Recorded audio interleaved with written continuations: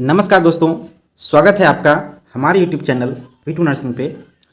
दोस्तों बहुत से स्टूडेंट जो है कि DSSB स्टाफ नर्स वैकेंसी का बहुत दिनों से इंतज़ार कर रहे थे, कब आएगा। लास्टली जो है DSSB की तरफ से स्टाफ नर्स का एडवर्टाइजमेंट जारी कर दिया गया है। उस एडवर्टाइजमेंट में बहुत से पोस्ट का जो है वैकेंसी है, लेकिन हम सिर्फ आपको स्टाफ नर्स जो कि आप लोगों के लिए इम्पोर्टेंट है उसके बारे में हम आपको कुछ इम्पोर्टेंट सूचना देंगे। इम्पोर्टेंट उसमें जो बात लिखी है, जैसे कि आपका क्वालिफ़िकेशन हो गया, फॉर्म को कौन भर सकते हैं कौन नहीं भर सकते हैं, ठीक है, इसका जो सिलेक्शन प्रोसीजर है वो क्या है, फॉर्म भरने में कितने पैसे लग रहे हैं, उसके बाद DSSB का जो सिलेबस है उसका जो क्वेश्चन पैटर्न है वो किस प्रकार का होगा, सारा बात जो है हम इस वीडियो में आपको बताएंगे। उससे पहले आप लोग अगर चैनल पे नए आए हैं तो प्लीज़ चैनल को सब्सक्राइब कर लीजिए, ताकि आपको नर्सिंग से रिलेटेड इन्फॉर्मेशन जो है आप तक सबसे पहले और सबसे सटीक जो है आप तक पहुंच सके, ठीक है। तो हम शुरू करें। सबसे पहले आप यहाँ पे देख लीजिए जो एडवर्टाइजमेंट DSSB की तरफ से आया हुआ है, यहाँ पे देख लीजिए, government of NCT of Delhi subordinate service selection board, ठीक है, DSSB वैकेंसी नोटिस है। एडवर्टाइजमेंट नंबर देख लीजिए 323 का है आपका। Only online applicant will be accepted, application receive through any other mode shall summarily rejected. ऊपर ही आपको इंपॉर्टेंट नोट दे दिया गया है कि आपको ये जो फॉर्म है DSSB का वो सिर्फ ऑनलाइन मोड में ही भरना है। ऑनलाइन मोड में भरने के बाद आपको किसी तरह का प्रिंट आउट, ठीक है, या हार्ड कॉपी बोर्ड को नहीं भेजना है, ठीक है। अब यहाँ पे देखिए opening date of submission online application वो यानी कि 21 नवंबर से स्टार्ट हो जाएगा। डेट पे ध्यान दीजिएगा थोड़ा। और क्लोजिंग डेट इसका 20/12 तक रहेगा, यानी कि आपके पास टोटल 30 डेज का टाइम मिलता है, आप DSSB का स्टाफ नर्स का फॉर्म भर सकते हैं, ठीक है। अब सबसे पहले इसमें हम बात कर लेते हैं, हालांकि आपको सीट का बात कर लेते हैं, कितना सीट जो है आप लोगों को दिया गया है स्टाफ नर्स के लिए, ठीक है। और इसके बाद फिर जो है ना आगे बात करने में थोड़ा सा अच्छा होगा। पहले हम सीट एक बार आपको दिखा देते हैं कि स्टाफ नर्स के लिए कितना सीट जो है दिया गया है। आप यहाँ पे देखिए नंबर 19 में, ठीक है। बाकी बहुत से वैकेंसीज़ है, पैरामेडिकल के लिए भी है, नर्सिंग के लिए भी है, टेक्निकल नॉन टेक्निकल हर एक प्रकार का इसमें जो है दिया हुआ है, ठीक है। तो हम सिर्फ स्टाफ नर्स की बात करेंगे, है ना। यहाँ पे देखिए इसका पोस्ट कोड जो है 90/23 है, याद रखिएगा। उसके बाद nurse grade A new Delhi municipal council, ठीक है। आपका जो जॉब का जो लेवल है, जो ग्रेड है वो B ग्रेड का है, ठीक है, B ग्रुप का है, सॉरी। उसके बाद टोटल जो सीट है वो आपका 90 है, मतलब स्टाफ नर्स की जो वैकेंसी है टोटल 90 सीट है। उसमें से कैटेगरी वाइज जो है डिवाइड किया हुआ है। कैटेगरी वाइज डिवाइड कैसे किया हुआ है यहाँ पे आप देख लीजिए, ठीक है। आप एक बार यहाँ पे देख लीजिए, हालांकि हम आपको थोड़ा सा बता देते हैं। देखिए 37 सीट जो है जनरल के लिए है, ठीक है। 26 सीट जो है वो OBC के लिए है, ठीक है। उसके बाद इसमें SC ST, ठीक है, और EWS। टोटल जो है कितने सीट हो गए आपका 90 सीट हो गया। और 4 सीट जो है ये हमको लगता है PWD का है, ठीक है। तो 90 सीट में अगर आप बिहार के हैं, हम यही बताने वाले थे आपको, इसलिए सोचे पहले सीट शेयरिंग आपको हम बता देते हैं, ठीक है। तो 37 सीट जो है आप याद रखिएगा कि जनरल का सीट है, ठीक है। अब दूसरी बात है कि क्या बिहार के लोग इस फॉर्म को भर सकते हैं क्या। हमारे पास हमारे ग्रुप में इस प्रकार के बहुत से क्वेश्चंस आए थे कि क्या बिहार के जो स्टूडेंट हैं क्या इसके लिए वैलिड हैं। तो उनको बता दें कि बिल्कुल बिहार के स्टूडेंट इसको भर सकते हैं, ठीक है। ऑल इंडिया के स्टूडेंट भर सकते हैं, बिहार के स्टूडेंट भी भर सकते हैं। और आपको जो है रजिस्ट्रेशन ट्रांसफ़र करने की भी आवश्यकता नहीं है फिलहाल, अभी ऐसा कोई इंस्ट्रक्शन नहीं दिया हुआ है। आपका रजिस्ट्रेशन जो है एनी नर्सिंग काउंसिल से जो है उनको मान्यता एफिलिएशन होनी चाहिए, रजिस्टर्ड होना चाहिए एज RN और RM, ठीक है, ठीक है। RN और RM आप रजिस्टर हो तो आप इस फॉर्म को भर सकते हैं, कोई दिक्कत। उसके बाद तो बिहार वाले को किस कैटेगरी में जो है इनको काउंट किया जाएगा, ये भी बड़ी बात है। तो आपको बता दें कि अगर आप बिहार से इसका फॉर्म भर रहे हैं तो आपको एज ए जनरल, ठीक है, एज ए जनरल कैंडिडेट आपको माना जाएगा, ठीक है। आपको वहाँ पे किसी प्रकार का आरक्षण नहीं दिया जाएगा। ये हर एक स्टेट में ऐसा नियम है। अगर जो बिहार में भी वैकेंसीज आती है तो जो बाहर के कैंडिडेट आते हैं उनको एज ए जनरल जो है काउंट किया जाता है, ठीक है। हाँ, लेकिन दिल्ली है, राजधानी है, सबका राजधानी है। तो इसमें क्या है, एक नियम जो 1993 से दिल्ली में रह रहे हैं, जिनके माता पिता दिल्ली में रह रहे हैं, ठीक है, 1993 एटलीस्ट 30 ईयर से, वो वहाँ से ओबीसी सर्टिफिकेट बनवा सकते हैं। अगर ओबीसी सर्टिफिकेट वहाँ से बन जाता है तब आपको ओबीसी का आरक्षण मिल जाएगा या एससी एसटी का आरक्षण जो है आपको मिल जाएगा। ठीक है, यानी कि दिल्ली का रहने वाला होना चाहिए एटलीस्ट 30 ईयर से। हम आपको दिखाएंगे क्या कुछ उसमें लिखा गया है ना। उसके बाद यहाँ पे देखिए, हमने आपको बता दिया टोटल 90 सीट है, ओबीसी के लिए 26, जनरल के लिए 37। तो आप जो काउंट होइएगा वो 37 सीट के लिए होइएगा, मतलब 37 सीट जो है आपके पास है। अगर जो आप बिहार से फॉर्म भर रहे हैं, जनरल से भर रहे हैं, तो आपके पास 37 सीट है। इसी में आपको फाइट करना पड़ेगा। ठीक है, अब आगे बताते हैं आपको कुछ इंपॉर्टेंट इसका जो फैक्ट्स है, आप यहाँ पे देख लीजिए। ओपन हो जाएगा आपका 21 नवंबर से। ठीक है, वेबसाइट यहाँ पे दिया हुआ है, हालांकि हम वेबसाइट को टैग कर देंगे डिस्क्रिप्शन में, आप वहाँ से क्लिक करके जो है आप वहाँ पे जा सकते हैं, फॉर्म जहाँ पे फिल होता है। ठीक है, उसके बाद आप यहाँ पे देख लीजिए इसका जो एलिजिबिलिटी क्राइटेरिया है वो किस प्रकार से है। यहाँ पे देख लीजिए आप, पोस्ट कोड देख लीजिए 9023 का है, name of post nurse grade A. ठीक है, यहाँ पे देखिए जनरल के लिए 37, ओबीसी 26, एससी 11, एसटी 06, ईडब्ल्यूएस का 10 सीट है, टोटल 90 सीट हो गया। ठीक है, पीडब्ल्यूबीडी में देखिए 3 जो है सी कैटेगरी को दिया गया है और 1 डी और ई कैटेगरी दिया है, मतलब ये 4 सीट जो है अलग से है ना। तो टोटल 90 सीट ही है, जिसमें से आपको यूआर 37 है। अब यहाँ पे देख लीजिए कि आप एलिजिबल हैं कि नहीं हैं। एजुकेशन क्वालिफिकेशन में देखिए इसेंशियल क्या है, मैट्रिक फ्रॉम रिकॉग्नाइज्ड इंस्टीट्यूट और इक्विवेलेंट। आपको मैट्रिक यानी कि 10th जो है एक होना चाहिए। उसके बाद diploma in general nursing from recognised institution, आपके पास जीएनएम की डिप्लोमा होना चाहिए। इसमें बीएससी वाले के अलाउ नहीं किया गया है, ये बहुत अच्छी बात है, क्योंकि आपको पता है कि दिल्ली में जो बड़े हॉस्पिटल्स हैं, ठीक है, वो नोरसेट के पैटर्न पे ही, नोरसेट के साथ में ही अपना वैकेंट सीट जो है भर लेते हैं। उसमें बीएससी वाले को ही सिर्फ अलाउ किया जाता है। जैसे आपका आरएमएल है या लेडी हार्डिंग है या जो भी हॉस्पिटल हैं, एम्स के साथ में ही अपना वैकेंट सीट को भर लेते हैं नोरसेट के माध्यम से। तो एटलीस्ट डीएसएसबी को बीएससी से दूर रखा है। ठीक है, इसमें सिर्फ जीएनएम वाले ही भर सकते हैं। ठीक है, यहाँ देखिए तीसरा, candidate must be registered with recognised nurses registration council. आपका रजिस्ट्रेशन जो है एज ए नर्स किसी भी रजिस्टर्ड नर्सिंग काउंसिल से होना चाहिए। ठीक है, हो सकता है सिलेक्शन के बाद ये न्यू दिल्ली में ट्रांसफ़र के लिए बोले, लेकिन फिलहाल रजिस्टर्ड होना चाहिए किसी भी रजिस्ट्रेशन काउंसिल से। ठीक है, ठीक है, एक्सपीरियंस नहीं है, यस, ये भी इम्पोर्टेंट बात है कि इसमें एक्सपीरियंस नहीं मांगा गया है, फ्रेश कैंडिडेट इसको भर सकते हैं। ठीक है, अगर आपके पास जस्ट जीएनएम का सर्टिफिकेट आया है, आपके पास सॉफ्ट कॉपी भी है, तो आप जो है फॉर्म को भर सकते हैं। ठीक है, बिहार वाले ध्यान देंगे, जो अभी पास आउट हुए हैं वो भी इस फॉर्म को भर सकते हैं। ठीक है, अब भरने वाली बात खत्म होगी। आपको यहाँ पे देखिए पे स्केल आपको दिखाते हैं कि आपको कितना सैलरी मिलने वाला है। ठीक है, अगर आप डीएसएसबी में एज ए स्टाफ नर्स काम करते हैं तो आपको सबसे पहले ग्रेड पे जो है, आप यहाँ पे ग्रेड पे देखिए 4600 का ग्रेड पे है। ठीक है, बहुत बड़ा ग्रेड पे होता है ये, माना जाता है। हालांकि बिहार में जो नर्सेस काम कर रही है नर्स ग्रेड ए में, उनको भी 4600 ग्रेड पे मिलता है। ठीक है, यहाँ पे ग्रुप बी का जॉब है। यहाँ पे देखिए जो बेस सैलरी है वो 44,900 से 1,42,400 तक है। लेवल आपका 7 है। ठीक है, रिवाइज्ड किया हुआ है। तो सिंपल सी बात है, सीधी बात है कि अगर आप डीएसएसबी में सेलेक्ट होते हैं तो दिल्ली में काम करने पे आपको एटलीस्ट 85 to 90,000 अप्रॉक्स हो सकता है इधर उधर।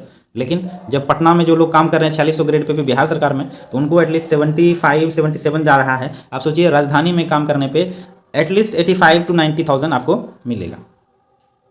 ठीक है, 85,000 पर मंथ, 90,000 के अराउंड। ठीक है, आप कम से कम सैलरी देख करके पढ़ना स्टार्ट कर दीजिए। आप हम आपको बुक भी सजेस्ट करेंगे कि आपको कौन सा बुक पढ़ना चाहिए, और आपको बिल्कुल डीएसएसबी के जितने एग्ज़ाम्स हुए हैं पहले, उस सारा का सारा एग्ज़ाम्स का जो क्वेश्चन है एक ही बुक में दिया हुआ है। ठीक है, अब यहाँ पे देखिए एज लिमिट की बात करें तो एज लिमिट जो है 18 से 32 साल है, यानी कि 18 साल से 32 साल एज लिमिट है। लेकिन अगर आप ओबीसी कैटेगरी के हैं या आरक्षण कैटेगरी में हैं तो उन्हें एज पर गवर्नमेंट रूल जो है आपको आरक्षण का लाभ दिया जाएगा। ठीक है, लेकिन जनरल वाले ध्यान देंगे 18 से 32 साल ही वहाँ पे एज का क्राइटेरिया रखा गया। ठीक है, फिलहाल ये इंपॉर्टेंट था। अब हम आपको कुछ इसमें से इंपॉर्टेंट फैक्टर, जैसे कि आपका फॉर्म भरने में कितना फीस लग रहा है, है ना। उसके बाद आपका फॉर्म का जो मोड ऑफ सिलेक्शन क्या है वो हम आपको एक बार दिखा देते हैं। चलिए वहाँ पे हम आपको ले चलते हैं। तो यहाँ पे देखिए एलिजिबिलिटी क्राइटेरिया क्या है, सिटीजन ऑफ इंडिया होना चाहिए, है ना। उसके बाद जो है यहाँ पे देख लीजिए आपका जो क्वालिफिकेशन है, एज है, एक्सपीरियंस है, मतलब दूसरे एडवर्टाइजमेंट में इसमें तो एक्सपीरियंस मांगा नहीं गया है।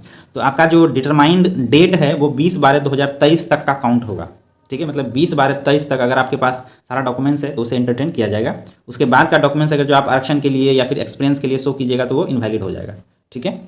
उसके बाद यहाँ पे देखिए हाउ टू अप्लाई। अगर आप चाहते हैं कि हम आपको एक वीडियो के माध्यम से बताएं कि आपको फॉर्म कैसे भरना है तो आप हमें कमेंट में ज़रूर बताइएगा, ज़रूर लिखिएगा, ताकि हम कैसे आपको फॉर्म भरना है, कहाँ पे क्या भरना है, किस तरह से भरना है, वो हम आपको एक अलग वीडियो से जब लिंक ओपन होगा 21 तारीख के बाद, तब हम आपको वीडियो के माध्यम से एक बार जरूर एक ट्यूटोरियल वीडियो बनाने का प्रयास करेंगे। आप लोग कमेंट में ज़रूर बता दीजिएगा, ठीक है।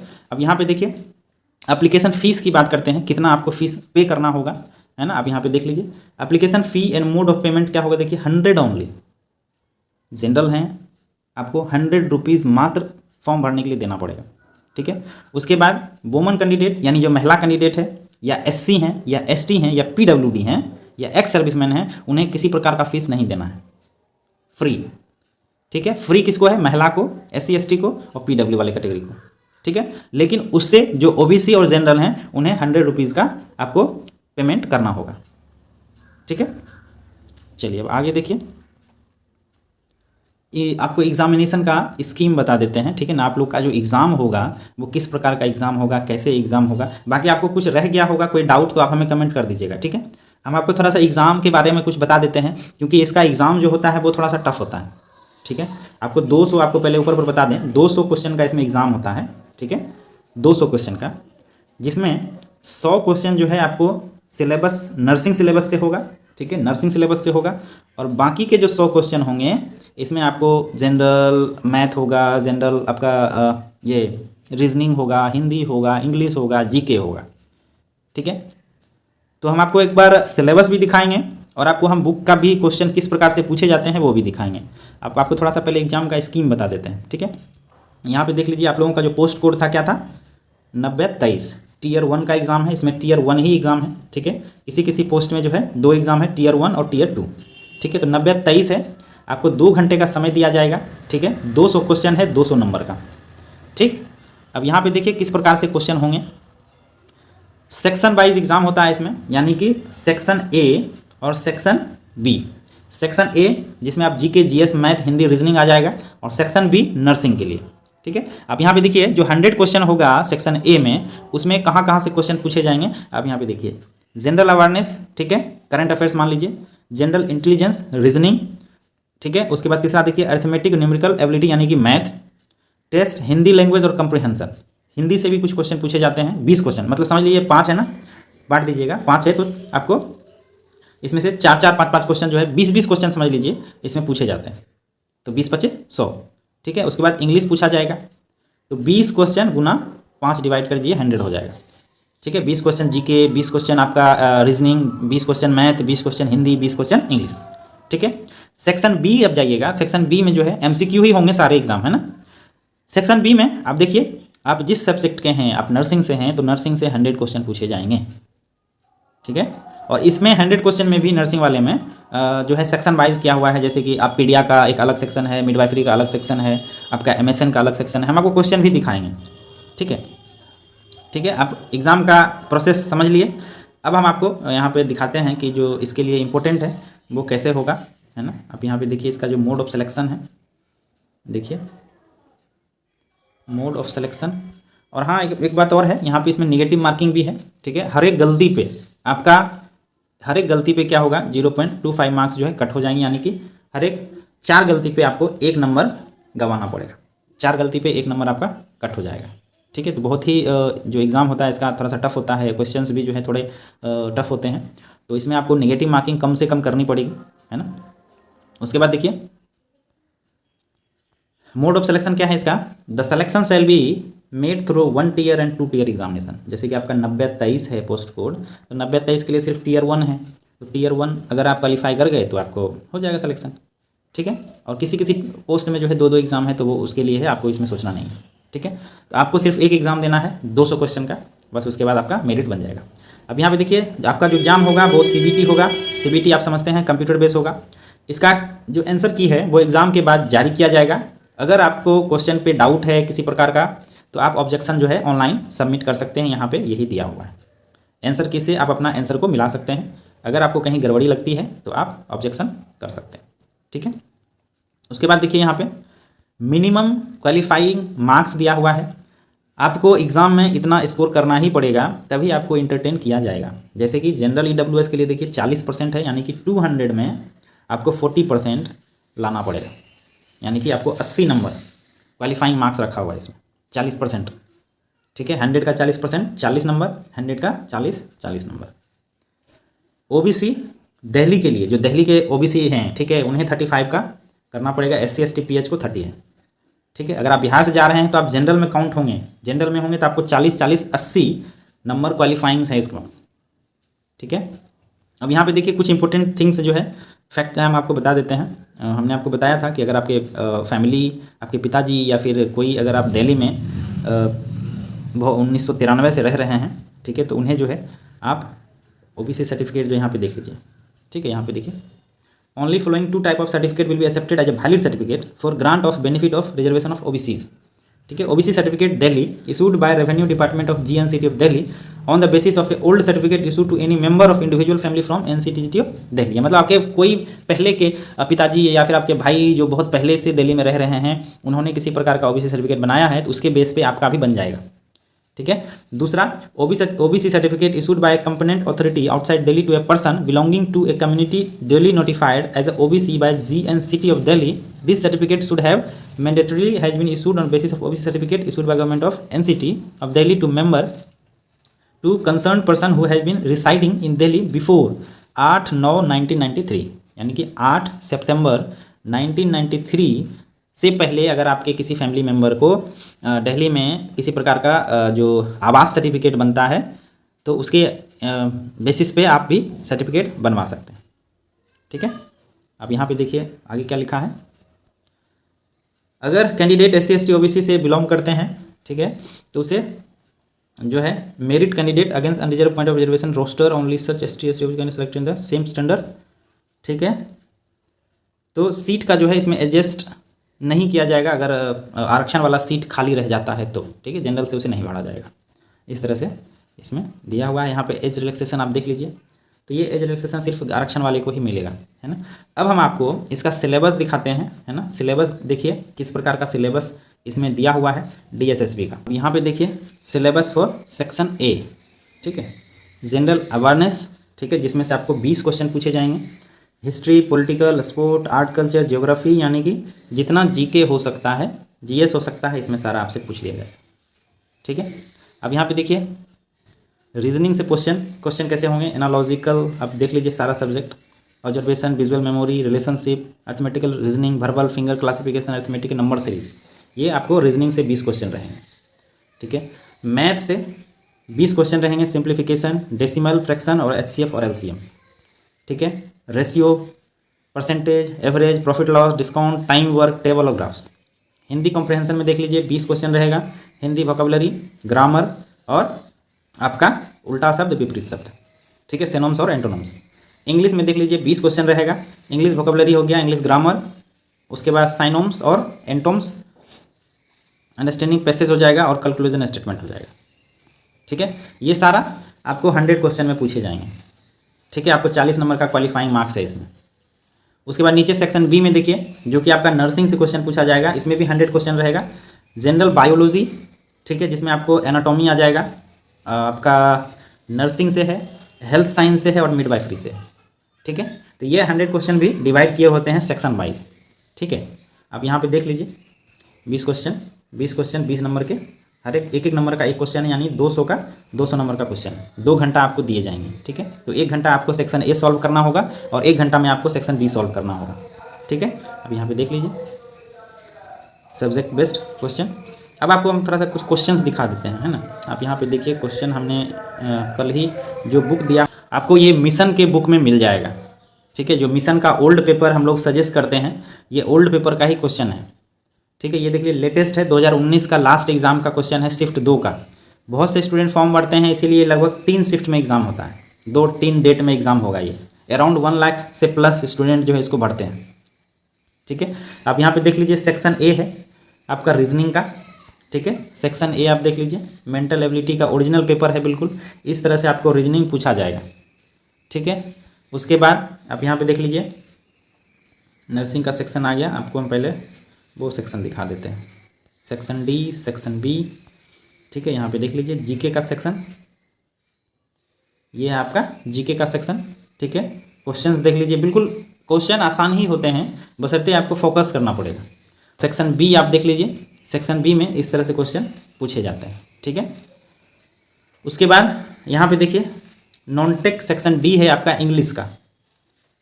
ठीक है, इस तरह से आपको इंग्लिश के क्वेश्चन पूछे जाते हैं। ठीक है, अब यहाँ पे देख लीजिए हिंदी का क्वेश्चन, 20-20 क्वेश्चन हर एक सब्जेक्ट से इसमें पूछे जाते हैं।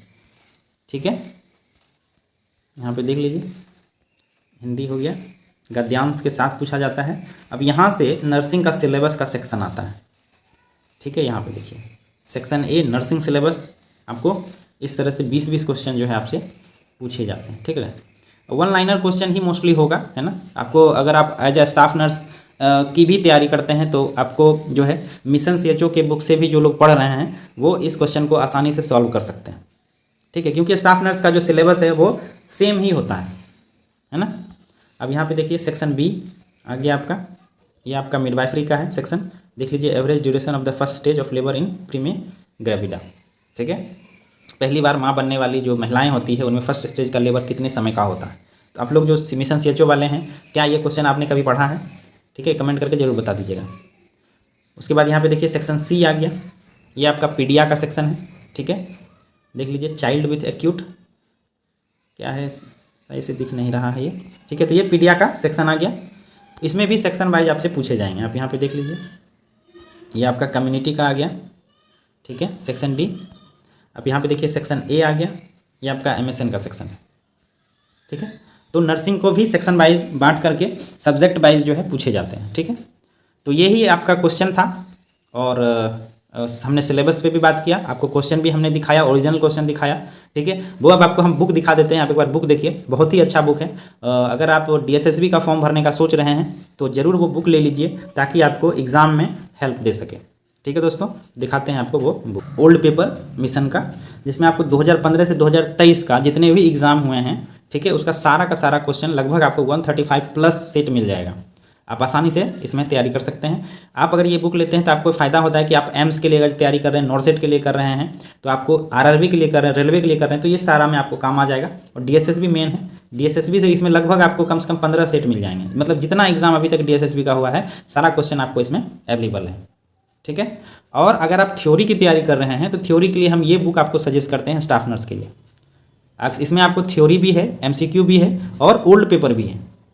ठीक है, बहुत अच्छा बुक है ये, आप एक बार बुक जरूर खरीदिए, और इससे आप थ्योरी करके आप ओल्ड पेपर से अपना एवोल्यूशन कर सकते हैं। हम कितना स्कोर कर रहे हैं, कितना क्वालिफाई कर रहे हैं।